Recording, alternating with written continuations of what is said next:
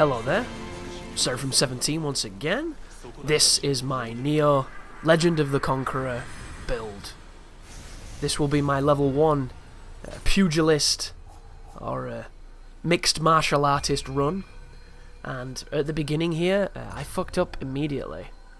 So I came from this game having played a lot of Nier Automata, and in Nier, the controls are reversed because it's the Japanese version.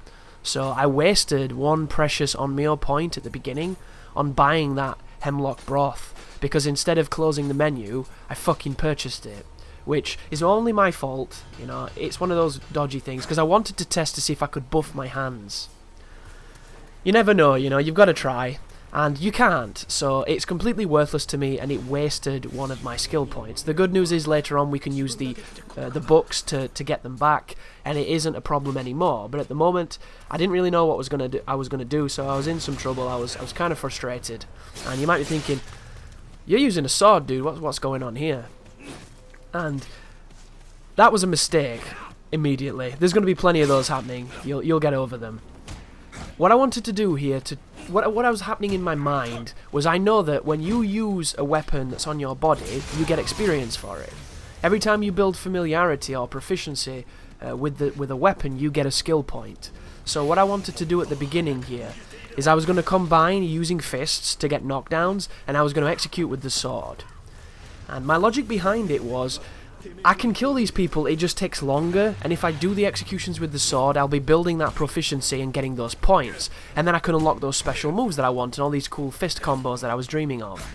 And then alas, they don't exist, and a lot of the moves I was unlocking, none of them really benefited the fist except for the knees that I'm going to be using with the Kusarigama.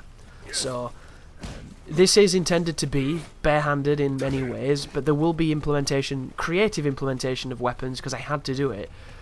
Just to see if I could get something working my way. Because I was reading online, and it says that the locks themselves can be random drops once from the levels on any of the items that you pick up that populate.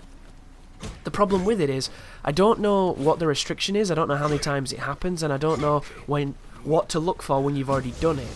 So I replayed a few levels to see if I could get some lucky drops, and then I found out the second part of this that stings, which is, you don't control what lock it drops, it seems. It seems to be random as well, so you can get the ninja ones, you can get the magic ones, you can get the samurai ones, and I could never get the one I needed. And this entire run became, how the hell do I unlock Onmyo mage points without leveling up? And there is a glaring problem here in the system of how the leveling system works in Nioh. When you level up, you get these points, you get plenty of these points, and it enables you to do great things. But if you're doing a level 1 run, you don't level up, so you never get those opportunities, so instead, you are at the complete mercy of rewards from missions and level drops. And it takes time to get like 8 points needed to do the things, because you have to buy Carnage to begin with, then you have to buy the fists, and then you have to buy enough room to actually put the fists on, because they cost more than you have at the beginning. So it's a lot of points, and if you were just leveling, you could get it on this level. I could have got it by using the Amrita that I'm going to get in this level, but that's against the spirit of the run. And in the end, I did end up leveling up, because I gamed the system, but it isn't in a way that you're expecting. There is a training mission for the Onmyo Mage, which requires 10 magic, that gives you, I believe, one of the Master Onmyo locks, which is 3 points, which is precious on this run. So I leveled up 5 times to get to level 6, to have 10 in magic to qualify for the training. Then I did the training, got the locks, and used a book to get rid of the levels, and I kept the rewards. And that's kind of the way that you're going to have to play here, guys, unless you know something I don't.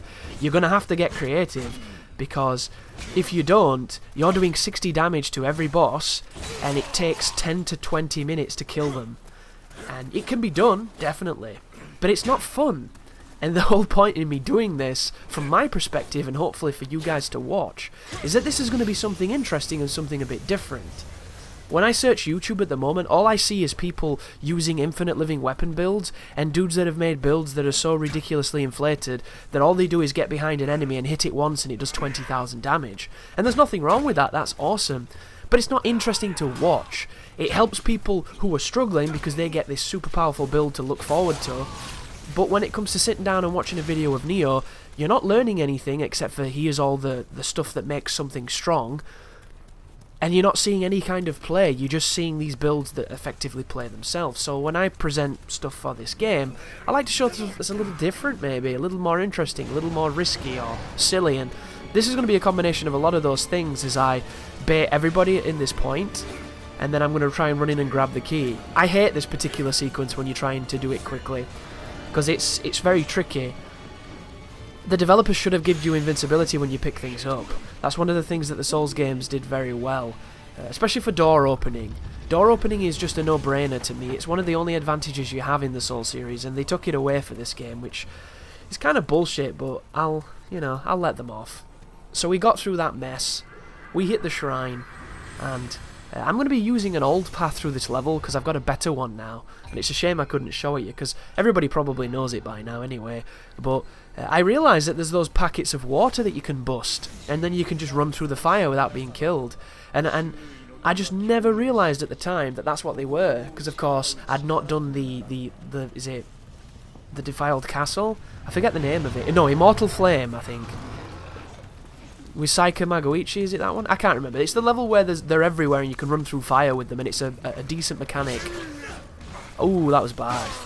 But interesting though, when he hit me just then, did you notice how it knocked me off the ladder in a launch position? And that was one of the first opportunities to see the launcher in the games, because if you hit people near an edge, you do get that weird juggle property.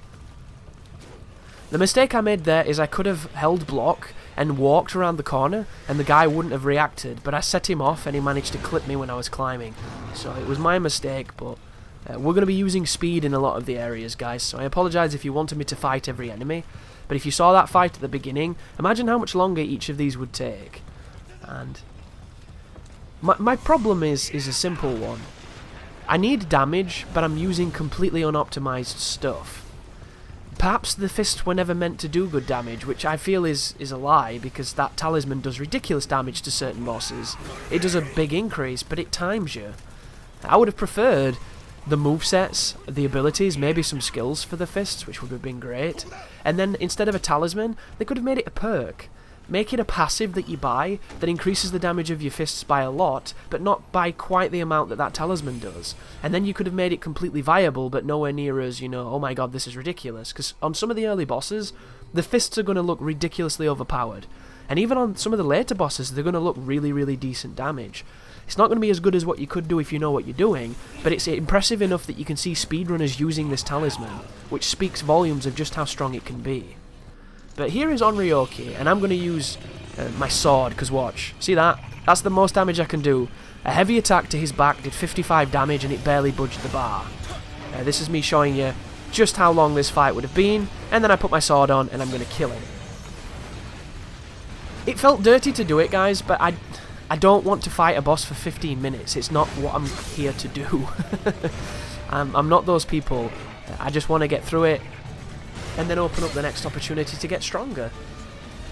But if you're new to the channel or you're new to Nioh and you're wondering what's best to do in this, I'm going to take a big hit, by the way, because I tried to space it and I space it incorrectly, but it's one of those sloppy hits where I think the detection is a little bullshit for my tastes. But the strategy I'm going to be implementing here is I'm going to move up to Onryoki, and then I'm going to bait his attack. I'm going to move away from the attack, I'm going to hit him once strongly, expect a spinning move, and then punish the spinning move. And then if I can get a critical on his head just then, I can break his horn, and I can proceed. There it was. See what I mean? It's bullshit. The game is full of it. I was past his arm. There's no reason that should have classed as a hit. His arm is not a hitbox, it shouldn't be. It's the ball that's the hitbox. That's the point in this.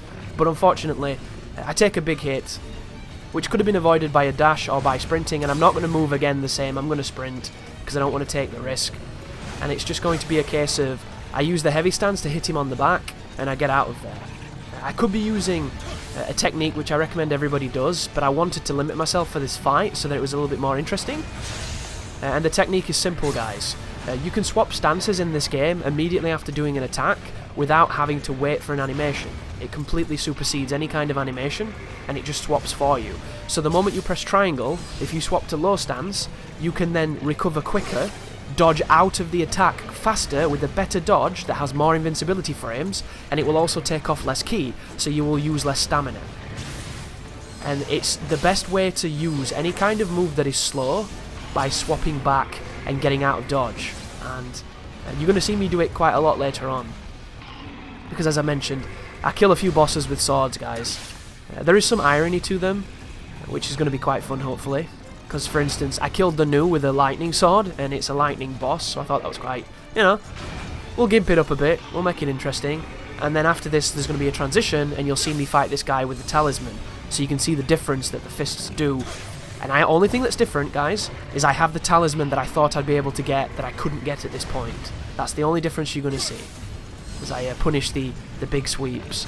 You can stay close to Onryoki here and dodge his 3-hit combo and get tons of hits, and then he'll do a spinning attack to auto-recover, and you can dodge that and continue to attack him. I've killed the one in the mission on his own, using an axe doing that strategy, and that's how I figured out that it worked. But this is a spacing strategy I've used since the beginning of the game, and it does work if you want to play it this way, but you don't have to. Just be careful when he goes for the balls. Whenever Onryoki grabs balls when he has his back to you, he'll throw it quicker than the normal throw, and if you're not anticipatory of it and you don't know what it looks like, it will kill you, because it's killed me a few times. There's his jump. The jumping double-fisted slam has a lot more visual radius than it would make you believe. Like, it doesn't look like he has too much distance, and then it hits you when it shouldn't have hit you, so be very careful. There's the ball. Here's the spin into stun. Get in there, hit him. This is going to be heavy stance only. You don't have to use heavy stance here. You can do way more damage if you use the other stances, but I wanted to just do one hit, and face the repercussions. So, big hit there, good damage, and then this should be the kill. And this should be the transition. So there's mission complete, and this is the talisman, guys. So same build, just looking a bit different. Watch what this does. See that for damage? A little bit better, isn't it? 500 damage. That's 400 more than a sword was doing the last time we were here.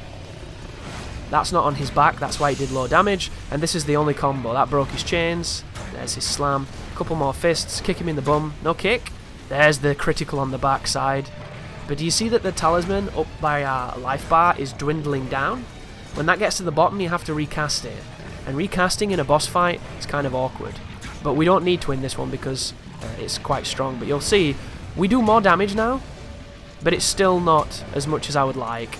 But it's more than we were doing in this video, so I'll take it. But there goes Onryoki. There goes Isle of Demons. Thank you very much for watching, and the Legend of the Conqueror will continue.